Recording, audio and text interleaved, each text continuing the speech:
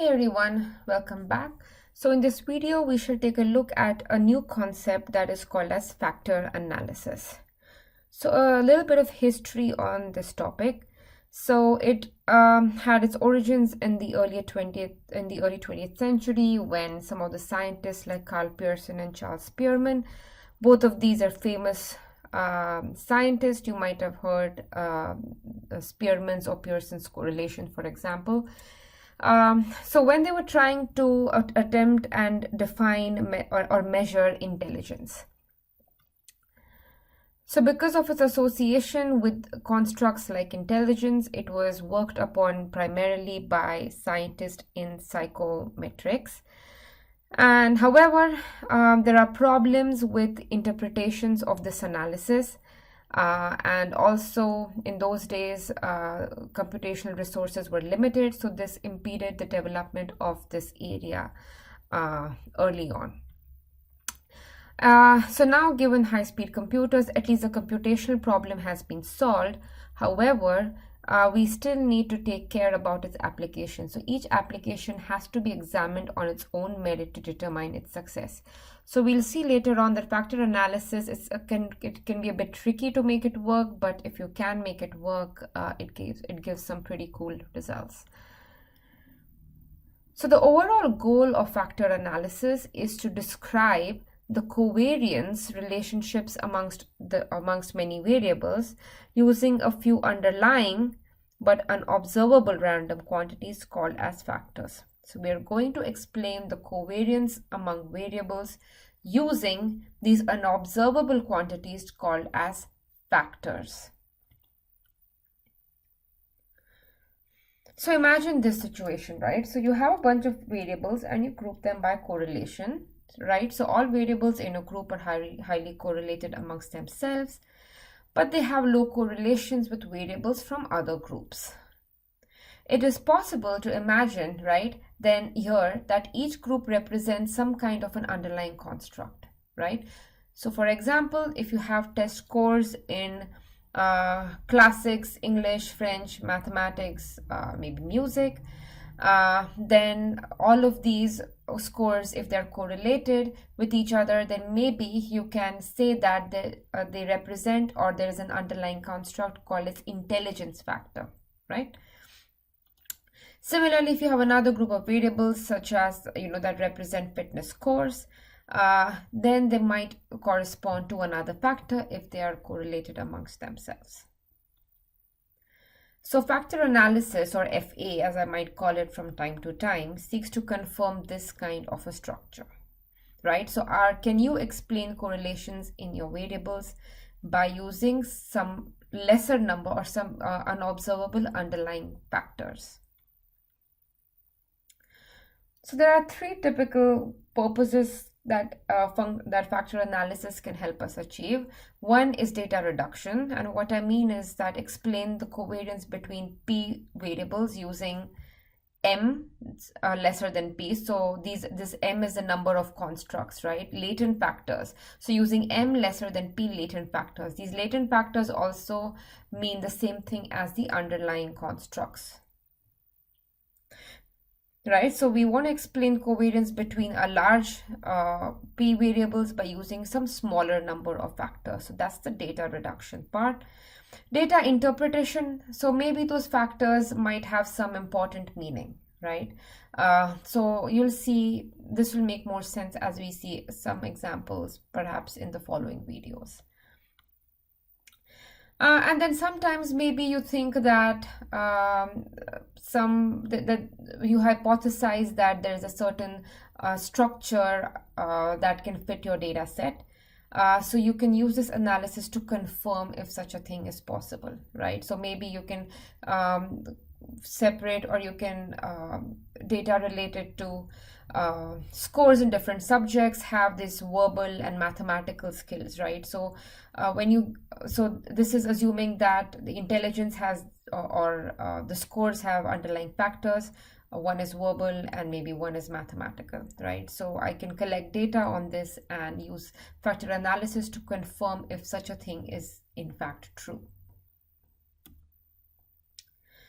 So let's see what this factor analysis looks like, right? So we're going to look at an orthogonal factor model. So I have this x, it's a vector, it has these p variables in it.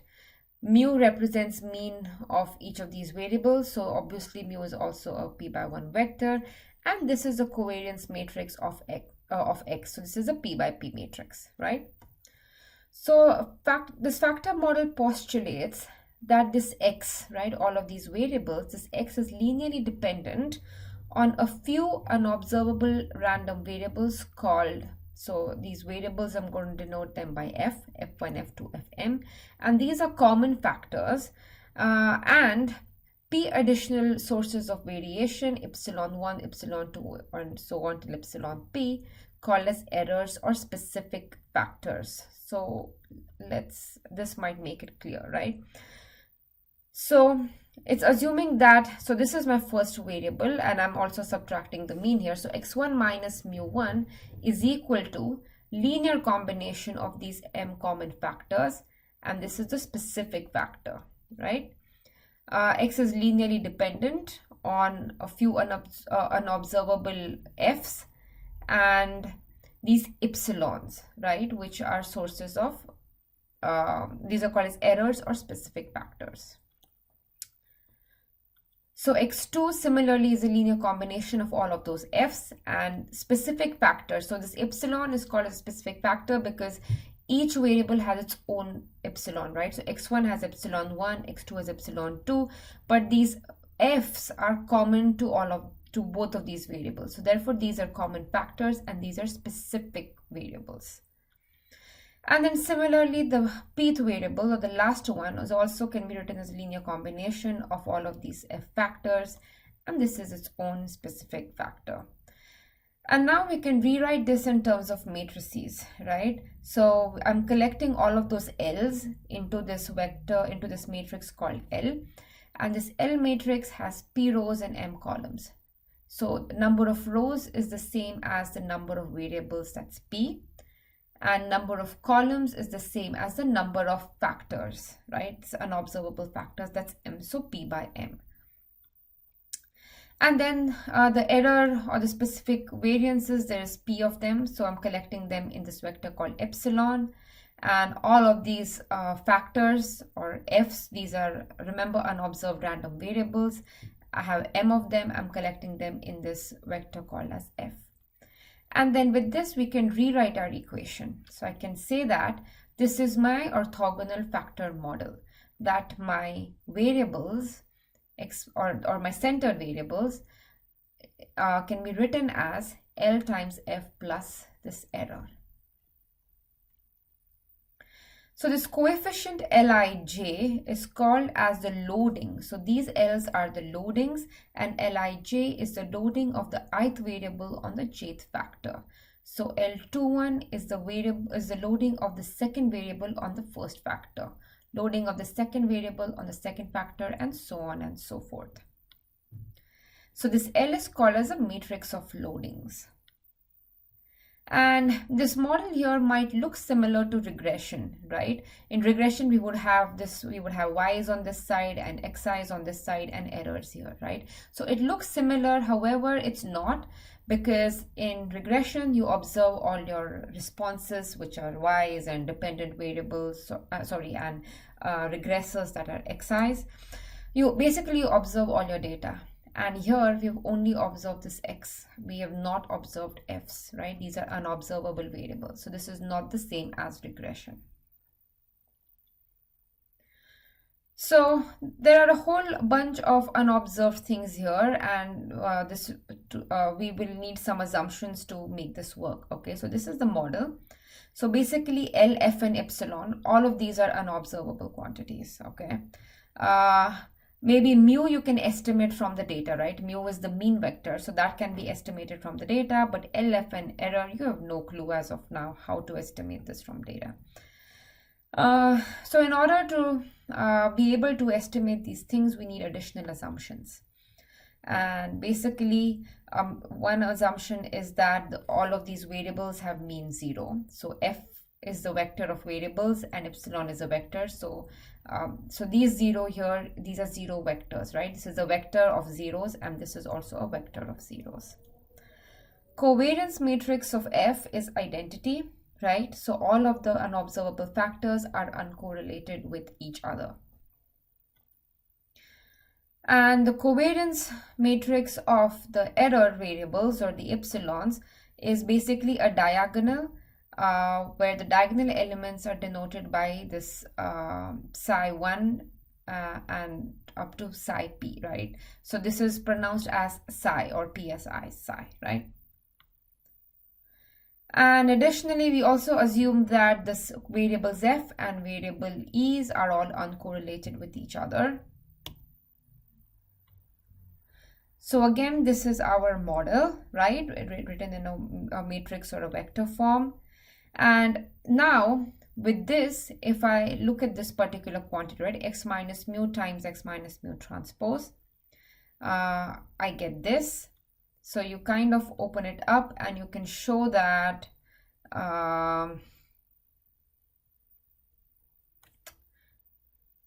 x minus mu times x minus mu transpose has this form. And now if you take expectation, right, if I take expectation on this side, what I get is a covariance matrix, right? So sigma, which is the covariance of x, which is the expectation of this guy, is then equal to expectation of each of these terms, right? So remember, L's are loadings and these are constants. F are the random quantities, right? So we only take expected values of random things. So therefore, I can rewrite this as L times expectation of F times F transpose times L. I think there is a typo here. This transpose should be outside. Okay, this transpose should be outside. So there is a typo here. Right? So if I have expectation of LF transpose is expectation of LF, F transpose, L transpose. But L's are full of constants, so I can write this as L times expectation of F, F transpose times L transpose.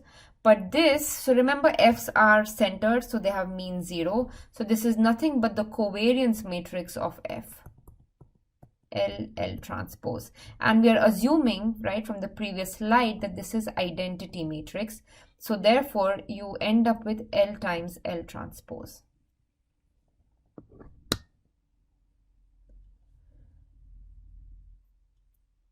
So you can check out, you can do the calculation similarly for the other terms, and this is what you end up with. Okay, this is a very important model and you should remember this, right? So this factor model with all of our assumptions, right, about being about uncorrelation, about zero correlations and zero means and so on and so forth, gives rise to this model that the covariance matrix of X can be written as L transpose plus psi. Remember, this L is a matrix of loadings. And we can also show that the covariance between X, right, and these factors F is equal to L.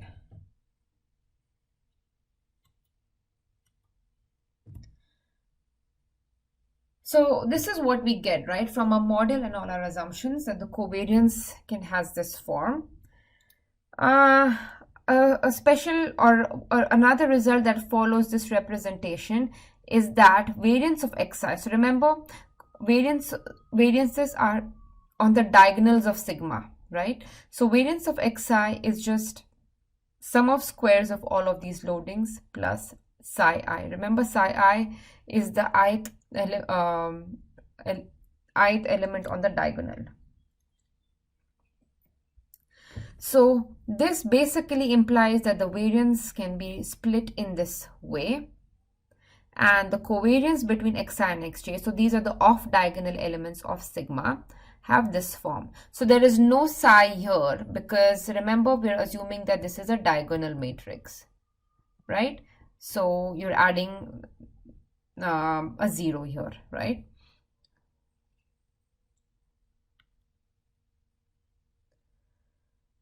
And we have now that covariance between x and f is just L, right? And specifically covariance between the ith variable and the jth factor here is this Lij. Now some new terms related to this. So communality and specific variances, right? So portion of the variance of xi that has contributions from the m components is called as the communality.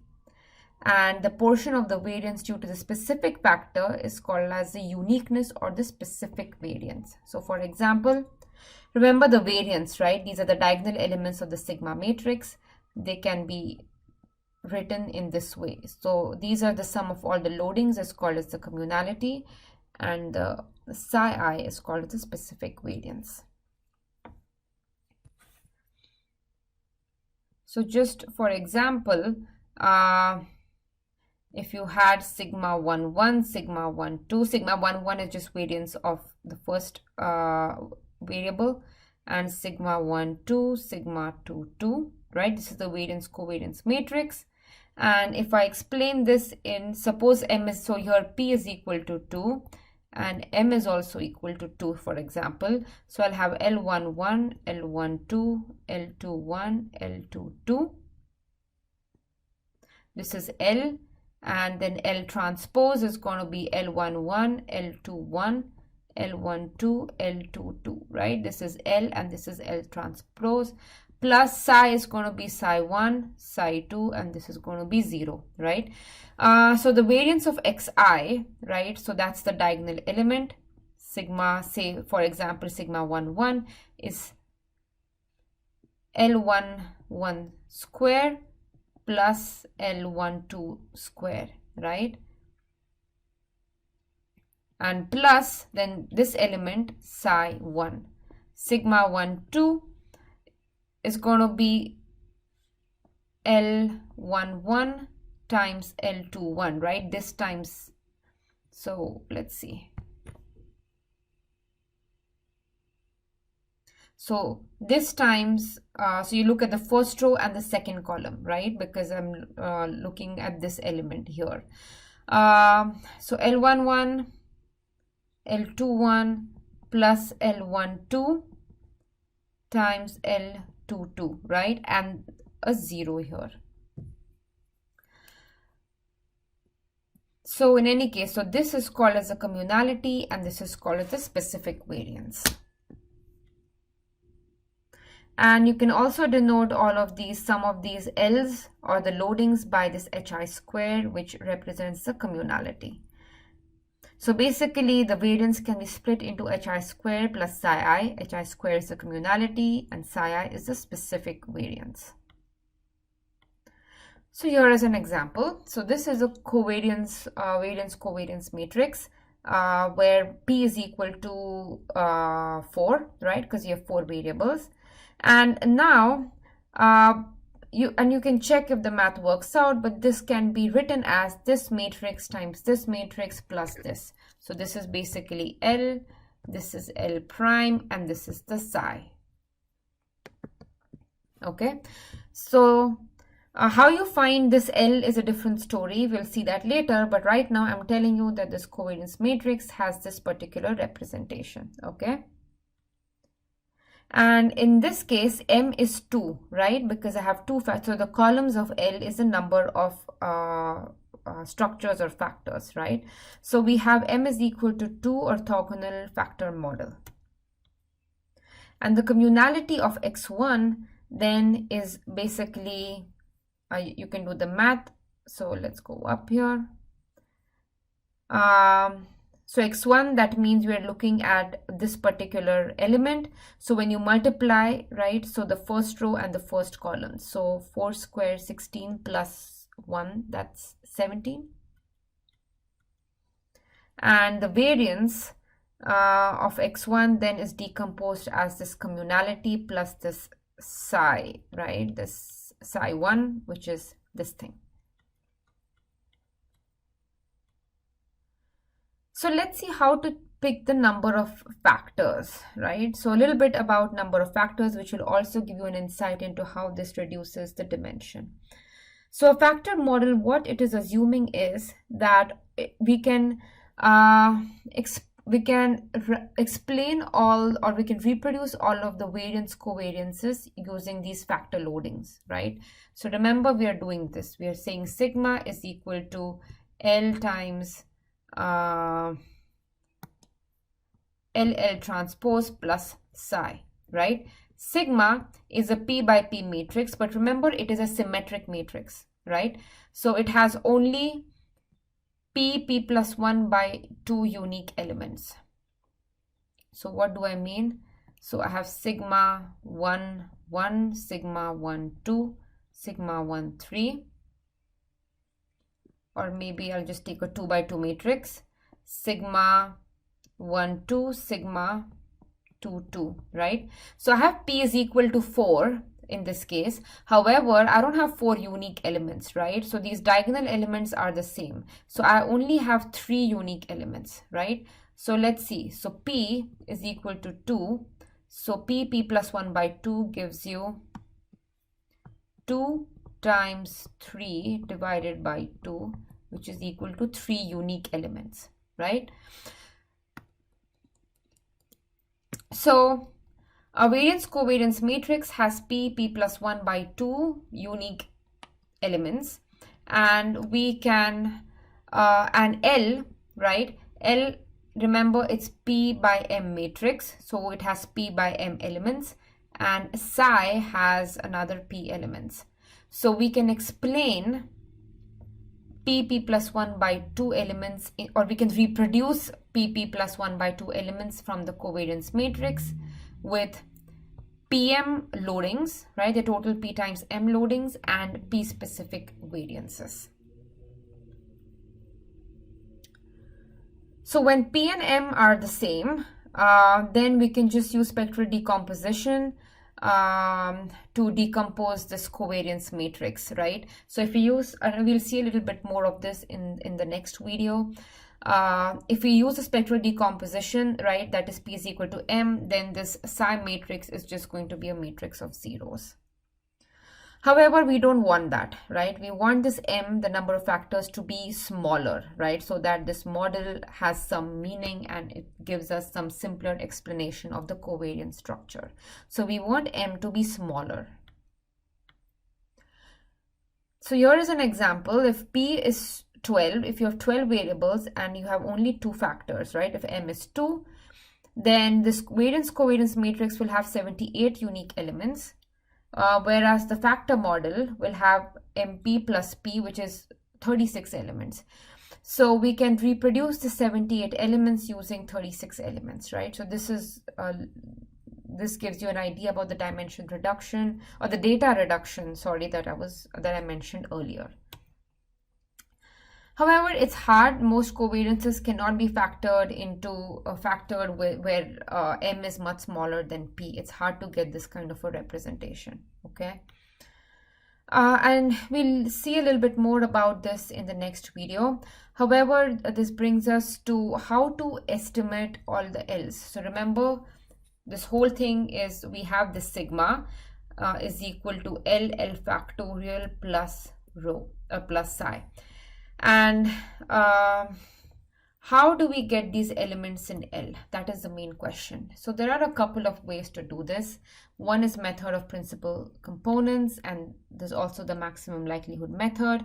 We'll mostly focus on the first one in this course. If you have time, I can show you how to implement the second one in R. So that is all for this video. I will see you in the next one. Thank you.